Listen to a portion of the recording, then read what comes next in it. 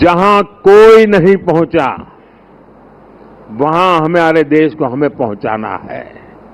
ये चुनाव मोदी के भाषणों को मोहर नहीं है।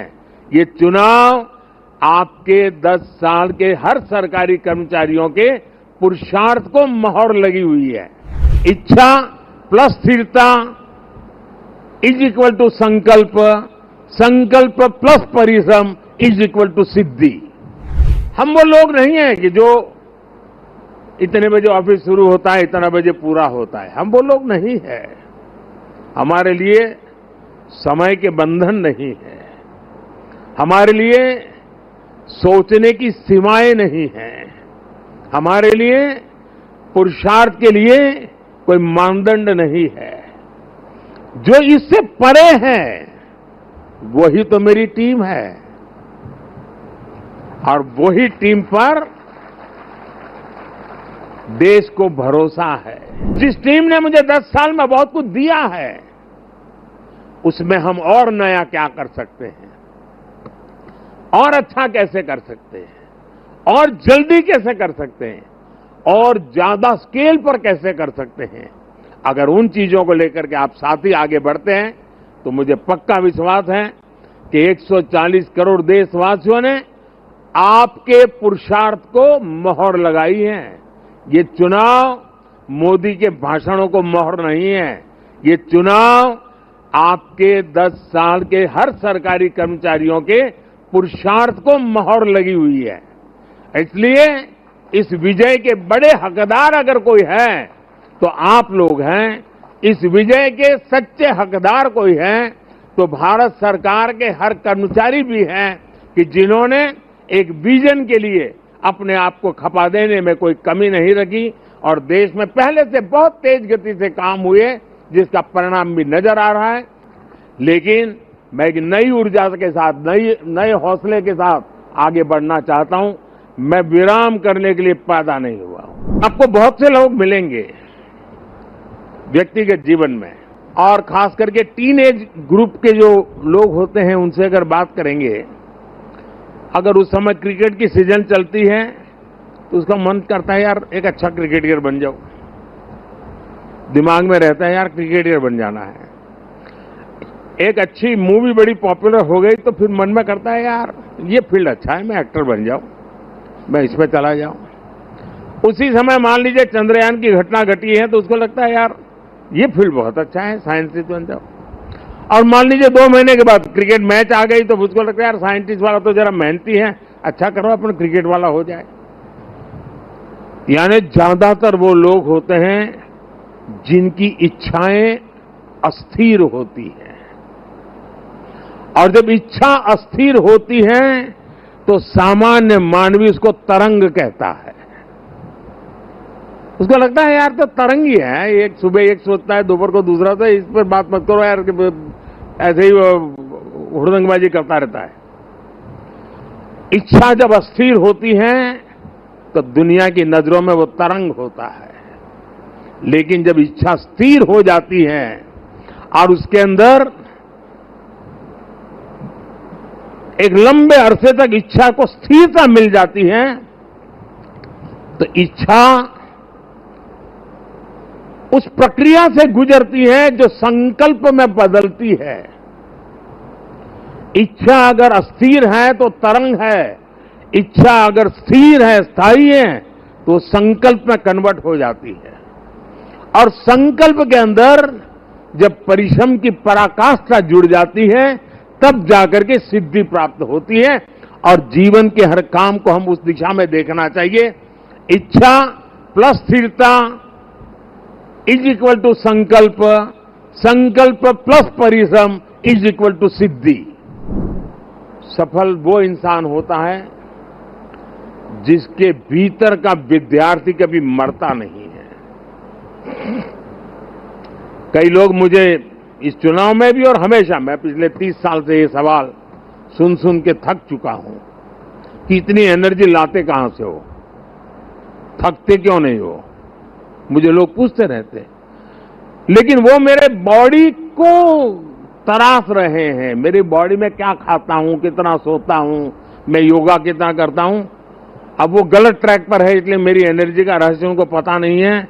मेरी एनर्जी का रहस्य, मैं जीवन भर भीतर के विद्यार्थी को जिंदा रखता हूं।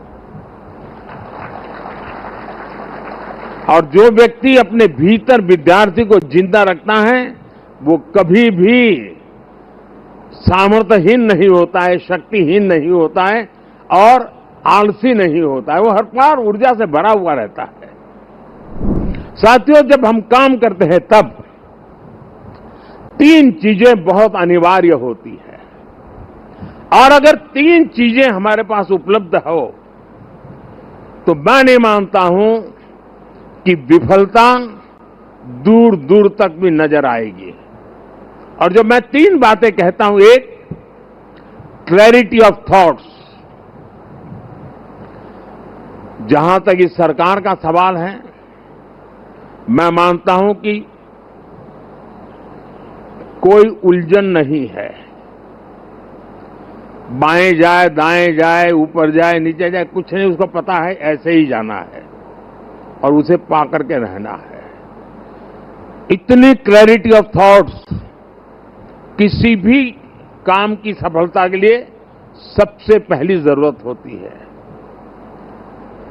फेथ इन कन्विक्शन दूसरा पार्ट है कि जो मैं सुन रहा हूं, जो मुझे बताया जा रहा है, उसके प्रति मेरे मन में अश्रद्धा नहीं होनी चाहिए, मेरे मन में इफ्स एंड बट्स नहीं होनी चाहिए। फेथ इन कन्विक्शन, जो मैंने सुना है और अनुभव कहता है कि हां यार, मेरे विचारों में मेल नहीं बैठता है, लेकिन यही है रास्ता, तो चलो लग जाओ। लेकिन इतने से भी पूरा नहीं होता है। Clarity of vision, faith in conviction is not enough to achieve. और इसके लिए चलता है कैरेक्टर टू एक्ट। मुझे अपने व्यक्तित्व को उस प्रकार से गढ़ना पड़ता है, मेरे समय का सर्वाधिक उपयोग उस काम के लिए लगाने का मुझे प्रायोरिटी तय करनी होती है, खुद को खपाना पड़ता है। मेरा शरीर, मेरा मन, बुद्धि, सब कुछ मेरा कैरेक्टर टू एक्ट, उस काम को पूर्ण करने वाले कैरेक्टर के रूप में अगर निकलता है तो मैं परिणामों को प्राप्त कर। मेरी टीम के पास ये सब कुछ संभव है दोस्तों। जिस टीम ने इतना बड़ा अचीवमेंट किया है, उसको स्वाभाविक मन करेगा कि यार कुछ अब बहुत हो गया, अब साहब थोड़ा शांति रखे तो अच्छा होगा। ये रोज नई नई चीज लेके आते हैं, लेकिन मैं मानता हूं अब मेरा दायित्व भी 10 साल मैंने जो सोचा है उसे ज्यादा सोचने का है, 10 साल जो किया है उसे ज्यादा करने का है। और अब जो करना है वो ग्लोबल बेंचमार्क को पार करने वाली दिशा में करना है। कल क्या थे और आज कितना अच्छा किया, वो वक्त चला गया दोस्तों। पहले 5 पर थे, अब 10 पर पहुंच गए, वो वक्त पूरा हो चुका है।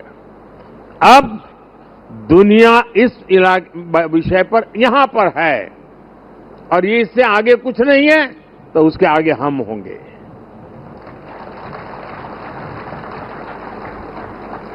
जहां कोई नहीं पहुंचा, वहां हमारे देश को हमें पहुंचाना है। और व्यक्ति के जीवन में हो, समूह का जीवन हो या राष्ट्र का जीवन हो, जब तक वो बड़े संकल्प के साथ सोचता नहीं है, परिणाम नहीं मिलता है। साथियों, 10 साल में बहुत सारे लोग आप में से होंगे जो 10 साल से मुझे झेल रहे हैं। कुछ लोग हैं जो शायद अब झेलना शुरू करेंगे। कुछ लोग होंगे साहब बहुत हो गए, अब कहीं और जाए तो अच्छा होगा। जो जाना चाहते हैं उनको मेरी तरफ से शुभकामनाएं हैं। आपने इतना किया इसलिए धन्यवाद है। जो आना चाहते हैं, अगर आज टीवी पर मेरी बात सुन करके जो मन भाव से खप जाना चाहता है 5 साल, आइए, निमंत्रण है। और हम मिल करके दोस्तों एक ही लक्ष्य, नेशन फर्स्ट, एक ही इरादा, 2047 विकसित भारत। और मैंने पब्लिकली कहा है, मेरा पल पल देश के नाम है। और मैंने ये भी वादा किया है देश को 24/7 फॉर 2047। मुझे वो टीम से अपेक्षाएं हैं, मैं मेरी टीम से ये चाहता हूं, और उसमें भी मैंने मिला हुआ काम समय से पूरा कर दिया, मुझे मिला हुआ काम गलती के बिना कर दिया। मैं समझता हूं अच्छी चीज है, लेकिन परिपूर्णता नहीं है। मैंने उसमें वैल्यू एडिशन क्या किया? मैंने पूरा किया, लेकिन ज्यादा अच्छे से पूरा किया। मैंने पूरा किया, लेकिन आगे अब किसी के सर पे बोझ नहीं रहेगा, इतना मैंने करके रखा है।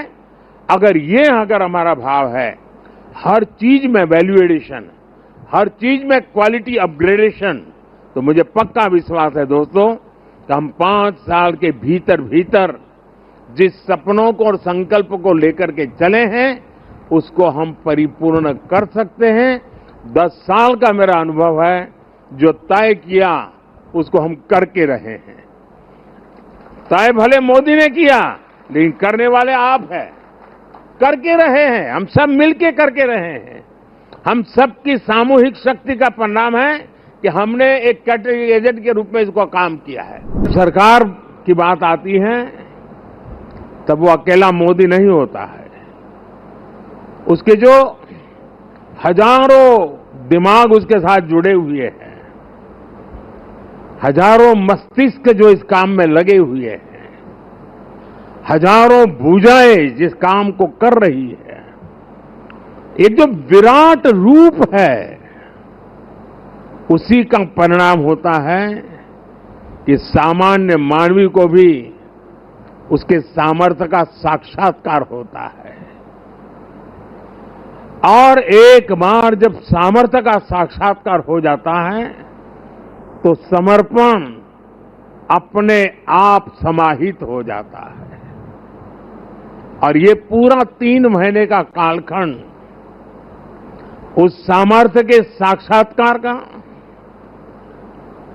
उस सामर्थ्य के प्रति समर्पण के भाव का, और उस समर्पण के अंदर नए संकल्पों की ऊर्जा जुड़ी हुई थी, जिसका परिणाम है कि आज हम फिर एक बार देश की सेवा के लिए प्रशस्त हो रहे हैं। दोस्तों, 10 साल पहले हमारे देश में एक छवि बनी हुई थी कि पीएमओ एक शक्ति का केंद्र है, एक बहुत बड़ा पावर सेंटर है। और मैं न सत्ता के लिए पैदा हुआ हूं, न मैं शक्ति अर्जित करने के लिए सोचता हूं। मेरे लिए पीएमओ सत्ता केंद्र बने, पीएमओ शक्ति केंद्र बने, ये न मेरी इच्छा है, न मेरा वो रास्ता है। और इसलिए 2014 से हमने जो कदम उठाए, आपने मार्क किया होगा, और पहले जो पीएमओ में रहे होंगे उनसे पूछ लेना, हमने इसको एक कैटलिक एजेंट के रूप में ही डेवलप करने की कोशिश की है। वो कैटलिक एजेंट के यहां से ऊर्जा प्रसारित होती रहे, यहां से नई नई चेतना प्रसारित होती रहे, जो पूरे तंत्र के अंदर एक प्रकार से विद्युत की तरह नई चमक दे, नई रोशनी दे, नई सामर्थ्य दे। और मेरी कोशिश रही है कि पीएमओ ये सेवा का अधिष्ठान होना चाहिए, पीएमओ ये पीपल्स पीएमओ होना चाहिए, ये मोदी पीएमओ नहीं हो सकता है। और इसलिए मेरे दिल दिमाग में सिवाय 140 करोड़ कोई नहीं है, और मेरे लिए 140 करोड़ नागरिक नहीं है, मेरे लिए 140 करोड़ परमात्मा का रूप है। और जब मैं सरकार में बैठ करके कोई निर्णय करता हूं, तो मैं सोच रहा हूं कि मैंने आज 140 करोड़ देशवासियों को इस रूप में मैंने पूजा की है, और उनके चरणों में मैंने इस योजना के रूप में एक पुष्प चढ़ाया है। उस भाव से मैं काम करता